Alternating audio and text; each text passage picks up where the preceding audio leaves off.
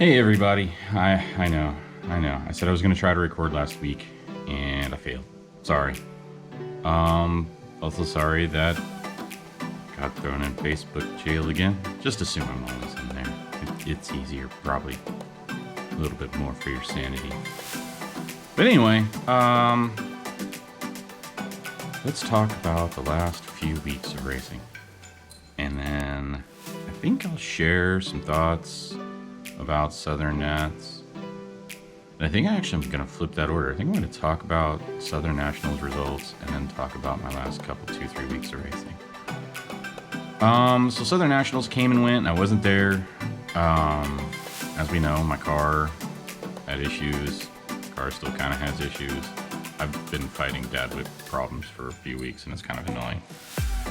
But anyway, pro nitro results in all pro results in all classes. I don't think Ryan Mayfield won anything, if I remember correctly. I know he didn't win pro truck. He broke in pro truck. I know he didn't win pro e-buggy. He lost that at the last second. He might have won pro nitro buggy. I don't remember off the top of my head. Although that went to Dakota Fent, I think. Yeah, that went to Dakota Fent because I was watching that. All in all, as far as Techno goes, the only pro class that I know Techno won was Pro Nitro Truck. But they did have podiums in both Nitro Buggy and E-Buggy. So, that being that, it's kind of exciting that Ryan Mayfield was at a race and didn't win everything. I know the last couple of years that I've been watching, I'm paying attention to the pros. Mayfield's pretty much raced a box of raisins and won. But this year at Southern Nationals, he didn't win. I mean, he raced really well, don't get me wrong, but toy cars happen. His car broke. Something happened in the Nitro Man. I forget what it was. E-Buggy, he kind of checked up right at the end. I guess tried to make a safer turn, and Mason Fuller came through full wood and knocked him out of the way. If you haven't seen it, think I can get a link or save a video and I'll post it up on my Facebook page. Oh, you know what? The No Name RC podcast posted a really good view of it. I will get a link to that and I'll put it in the description of the video now that I think about it.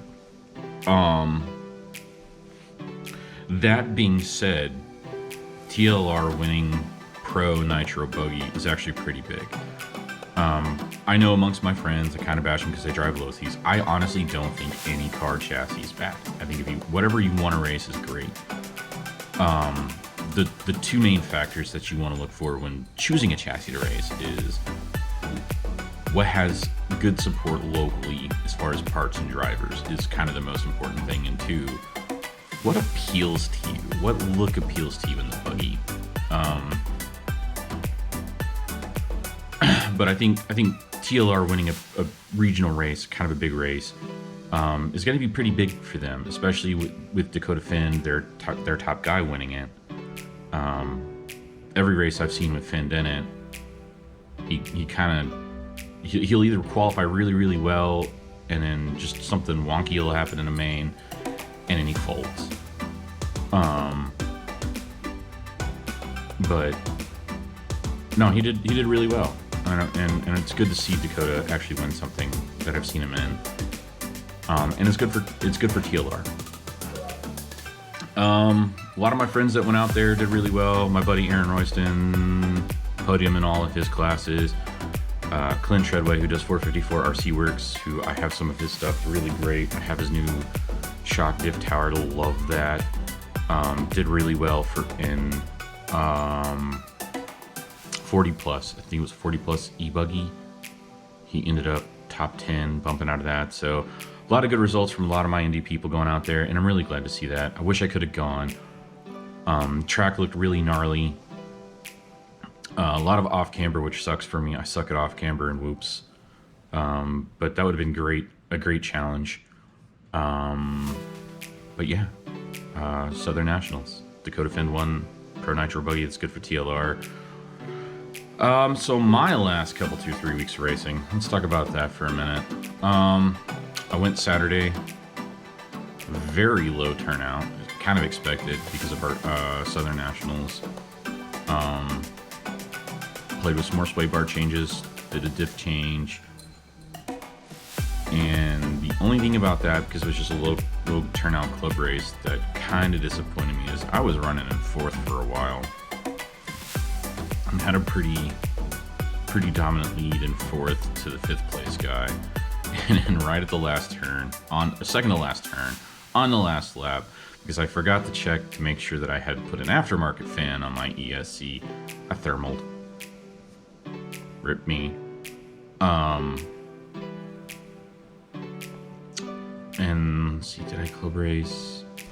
Let me look at the calendar real quick. Make sure I'm not lying about club racing last weekend. I don't think I did. Oh no. I was supposed to go to Shaw's on the 11th for round 5 or 6. I don't know. So many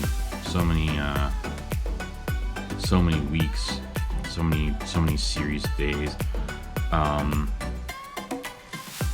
Not this past weekend, but the 11th. One of my kids was sick, and I started not feeling well, so I didn't go to Shaw's. I didn't race that Tuesday either. So it would have been RC Pro. Yeah, the 4th and 5th September RC Pro. RC Pro. Love the track. It's still currently out at Indy. No pipe changes or anything. It flows really well. If you haven't seen it, I think RC Pro posted a picture of an RC Pro series. I'm pretty sure Indy RC World posted a picture of it.